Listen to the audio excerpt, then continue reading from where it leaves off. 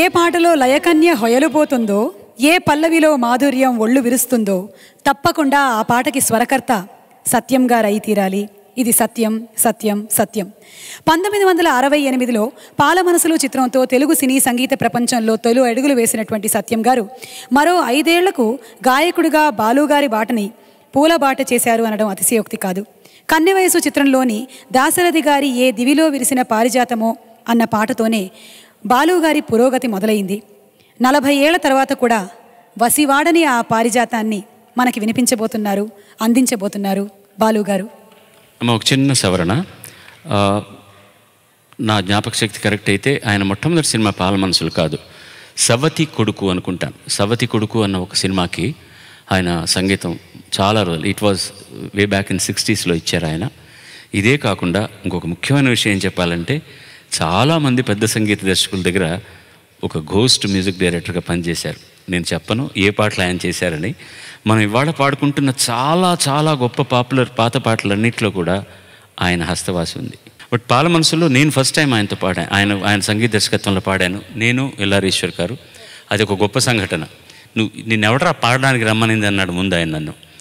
పక్కనేమో భాస్వరం, ఆ అమ్మాయి అప్పటికే విపరీతం 10 రూపాయలు ఇస్తే 200 రూపాయలకు పాడుతుంది తను, నాకు ఇచ్చేదే రూపాయి. అప్పుడు నీ ఎలా పాడాలి, ఆవిడతో అంత పెద్ద ఆవిడతో కలిసి పాడడం చేత కాదు, ఆ ఎక్స్ప్రెషన్ రావట్లేదు. చలం గారికి కామెడీ సాంగ్, అందులో నేను 2-3 రిహార్సల్ చూసి చదువుకున్నాడు చదువుకోకుండా ఎందుకు వచ్చారు పాడడానికి అతలు పో అన్నాడు.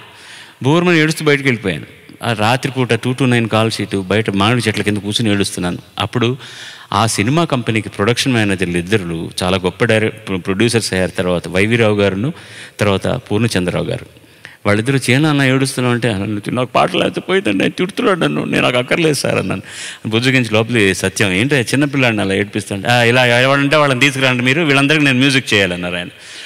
అలా నన్ను భరించిన ఆ వ్యక్తి ఆ తర్వాత మరొక గాయకుడిని ఒప్పుకోలేదు. ఆయన నన్ను కొడుకు అని పిలిచేవాడు మనసారా. ఇంకా మరీ గత్యంతరం లేకపోతే ఎవరి చేతన పాడించారేమో తప్ప నా గొప్పతనం అనట్లేదండి. నాకు ఎంతమంది ఎంత వాత్సల్యం చూపించారు, నా జోలిలో ఎంత స్వరభిక్ష పెట్టారో చెప్పడానికి వీల్లేదు. వాళ్ళందరి చలవే ఇవాళ నేను ఇక్కడ ఉన్నాను అంతే. ఓకే సార్, మెలోడియస్ సాంగ్ వినడానికి మేమందరం సిద్ధమైపోయాం.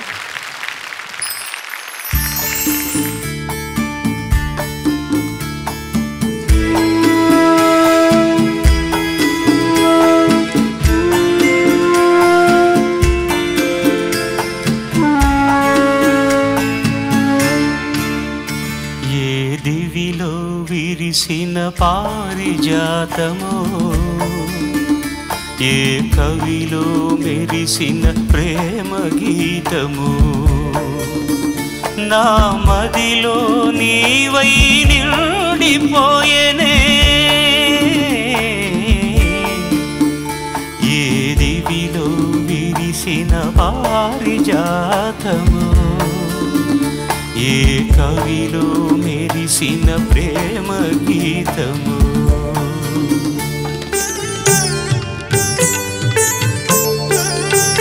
నీ రూపమే దివ్య దీపమై, నీ నవ్వులే నవ్య కాంతులై, నా కన్నుల వెన్నెల కాటి నింపెనే,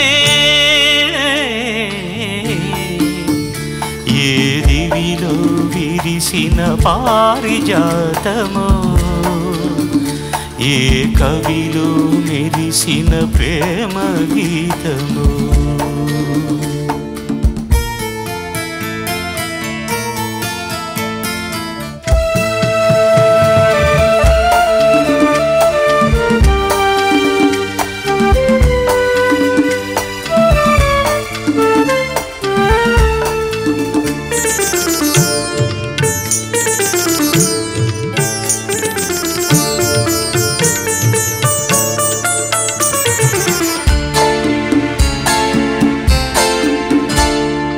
పాల బుగ్గలను లేత సిగ్గులు పల్లవించగా రావే, నీలి ముంగురులు పిల్లగాలితో ఆటలాడగా రావే, పాల బుగ్గలను లేత సిగ్గులు పల్లవించగా రావే, నీలి ముంగురులు పిల్ల పిల్లగాలితో ఆటలాడగా రావే కాలి అందియలు కల్లు కల్లు మన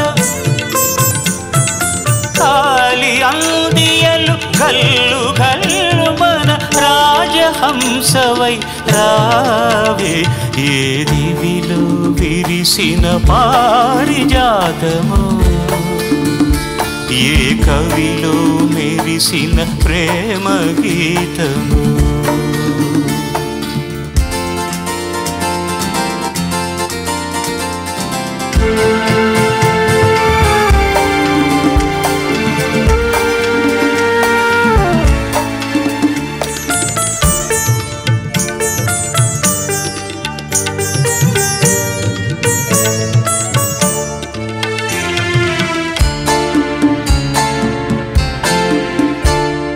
నిదుర మబ్బులను మెరుపు తీగవై అలలు రేపినది నీవే బ్రతుకు వీణపై ప్రణయ రాగమును ఆలపించినది నీవే నిదుర మబ్బులను మెరుపు తీగవై అలలు రేపినది నీవే బ్రతుకు వీణపై ప్రణయ రాగమును ఆలపించినది నీవే పదము పదములో మధువులూరగా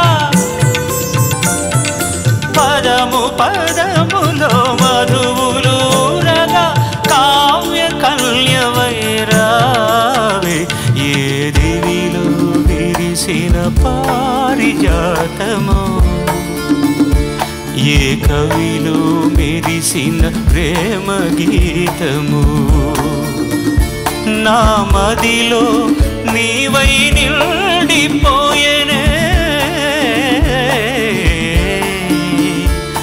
ఏ దివిలో విరిసిన పారిజాతము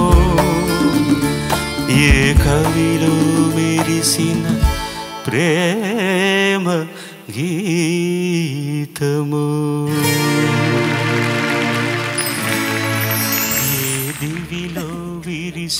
thank you so much Balu గారు. అప్పటికి ఇప్పటికీ నాలాంటి అందమైన అమ్మాయిల్ని చూసినప్పుడు పాడడానికి ఒక అందమైన పాట మీరు పాడారు. Thank you. మన రహస్యాలు ఇలా బయటపెట్టడం బాగుండదమ్మా. బాలు గారు, అంటే నా అందం ఓపెన్ సీక్రెట్ అండి, అందరికీ తెలిసిపోయిన విషయం. అయితే ఒప్పుకున్నాం కాదని చెప్పట్లే, మాటి మాటికి మీరు నేను అందగత్తని చెప్పండి చెప్పండి అంటే ఎట్లా? కొంచెం పాపులారిటీ వస్తే బాగుంటుంది. చాలా అందగత్తి కదండి ఆవిడ. చెప్పండి. నాగేశ్వరరావు గారే అన్నారు మిమ్మల్ని ఒకసారి. You look beautiful, I tell you. Thank you sir, thank you.